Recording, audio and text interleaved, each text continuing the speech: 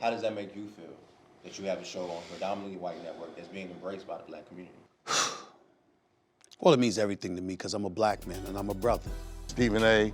is the top talent, perhaps, in the industry. He brings a brash attitude. He is fearless when it comes to opinion. He's authentic. He's committed. He has an exemplary work ethic. No one works harder or smarter in this business. There's a lot of things on TV and a lot of people tiptoeing around issues, tiptoeing around opinions. Stephen A. comes at it head on. Stephen A. is unapologetic. He is who he is. And what you're getting is real and authentic. I don't give a damn how you or anybody else feels now. I won't give a damn how anybody else feels 10 years from now, 15 years from now, 20 years from now. When it comes to my opinion.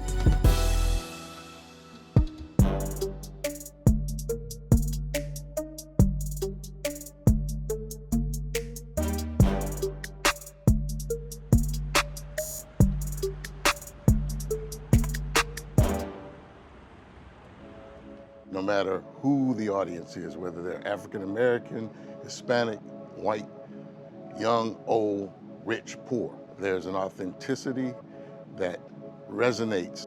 On top of what he brings to the show individually, he makes everyone who's on that set even better than they already are. And you end up with the dynamic show that is First Take. You can't have a strong show without strong leadership. And that's where Dave Roberts comes in. Have an executive in Dave Roberts, who I think is absolutely positively elite at what he does. But he is tyrannical about winning. He does not play. And he loves the ground that I walk on because I produce for him. If I did not produce for him, he would not love me at all. I look at Dave as the general manager. Dave is making sure that we're going the right path and that we have assembled the right pieces and put those in place.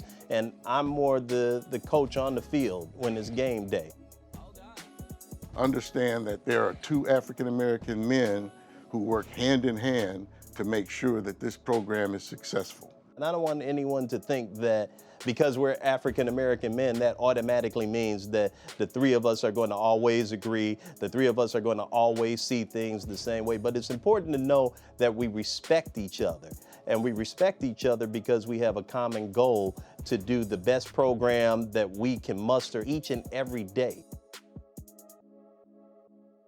When Galen Gordon was on his way to transition from First Take to Sports Center, there were no African Americans on the show at all.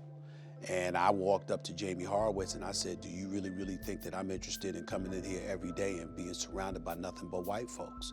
I said, I have nothing against them. I said, but let's be real here. I said, if we're talking about diversity being an issue that needs to be addressed, and we're talking about having diverse opinions, what have you, well, the producers need to be diverse to some degree as well, because they're the ones overseeing the show. What sense does that make? It was addressed immediately. I'm talking about in a matter of hours, not weeks, not days, in a matter of hours. Jamie Horowitz came to me and he said, how about Antoine Lewis? Antoine has an impeccable reputation, known as a hard worker, incredibly bright. His credentials speak for itself. As it pertains to Dave Roberts, This is wonderful. I can take no credit for that. Dave Roberts was somebody that was involved in television for decades before he ever arrived at ESPN. He arrived at ESPN overseeing ESPN News. And then after that, he was overseeing radio. You quickly learn that whatever he touches tends to work. We needed somebody that could get things done. Because at the end of the day, it doesn't matter whether you have an all-black cast or you have all blacks running the program. If the show is an awful show and nobody watches it, you're out. Simple as that. That's just the reality. We're in a results-oriented business. Stephen A. generates results, and as a result, First Take is one of the highest-rated shows in television. First Take has become a cultural phenomenon because of the way we talk about sports. You're going to get raw, unadulterated opinion. People are watching going, that's the way we talk sports. If you're talking in the black community, that is the way we talk. People say barbershop conversation. Well, it's not just barbershop conversation. It's conversation in the churches. It's conversation in the schools. It's conversation in the locker rooms. The way we deliver the opinion, the way we touch upon the issues, and I think that has been part of the success of the show. When it comes to me representing my community on air, is making sure that under no circumstances does the voices emanating from the black community be unheard. That's my thing. And I pride myself when I'm sitting on this set and I'm on First Take in front of those cameras. I want the black community to know we will always be heard as long as I'm on the air. Even if I disagree, we will always be heard.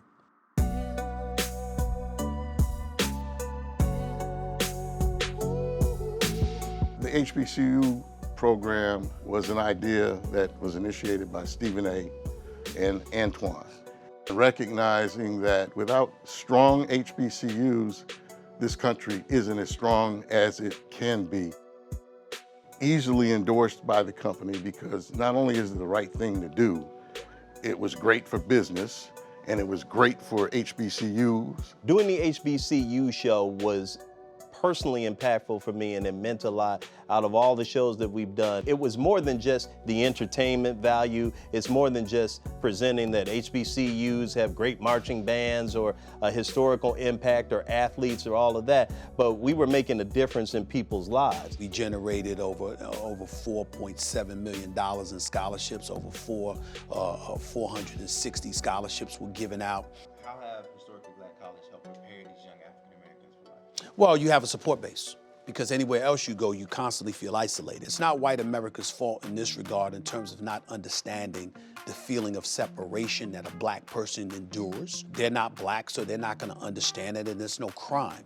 But the reality is that when you go to universities, major universities and what have you, and the vast majority of the populace is white, a lot of times you're reminded that you're fighting and scratching and clawing your way to that uphill climb. And you walk around and you're scared, sometimes even petrified, and you're nervous about what could happen or what could potentially happen. And sometimes you make the wrong decisions. Sometimes you have an insatiable appetite to fit in. Other times you have an insatiable appetite to separate yourself from it because you're averse to it and you don't feel like trying to fit in at all, so you rebel. It could be a lot of different things, but when you go to an HBCU and you're surrounded by your own, and you're talking to people that look like you, they could share your same culture, your same experiences, you feel like you've got company. And as a result, you somewhat feel shielded and buffered. And ultimately, you also feel like you've got somebody else's shoulder to climb on in case you fall or they fall. And that encourages you and motivates you to elevate your game to such a degree, because you know the world out there ain't gonna be as kind as this world may seem to be for you at this particular moment in time. I like to see the same thing for African Americans in this industry that I'd like to see in the world of sports, and that's more African Americans in positions of influence and power, decision-making positions. We've got plenty of African Americans who are commentators, pundits, analysts, etc. Could we use more journalists? Sure. But the real key is making sure that you have editors, producers, executive VPs, and beyond in positions of power and influence where they get to make decisions about the personnel that will be working under them. Not everyone is going to be Stephen A. Smith. Not everyone is going to be in front of the camera. Not everyone is going to achieve the status that Stephen A. has, but a lot of people can be an Antoine Lewis. A lot of people can be a Dave Roberts. Being on camera ain't all that. At the end of the day, you want to decide who's hired, who's fired, what the content is on a program, and have that kind of decision-making authority that opens the door for other minorities across the board. Anytime you have diversity at the top, chances are you're gonna have more diversity in subordinate positions. And I think that's the thing that we need to focus on now more so than ever. There's a lot of responsibility I feel working on First Take. It's not just the show. My goal is not just to do great TV, but be a great human being and affect lives. And that is what we're doing, and you have the power to do that. Dave has the power to do that. Stephen A. has the power to do that. And we're not just doing TV, we're touching people and doing something important. What's up, everybody? This is Stephen A. Smith from ESPN. To me, Black History Month is something very, very simple. Remembering, recognizing, acknowledging Black empowerment, Black power, Black production, black excellence. Anything that's black and positive is what Black History Month is all about to me. And as far as I'm concerned, the month should be longer, by the way, not shorter.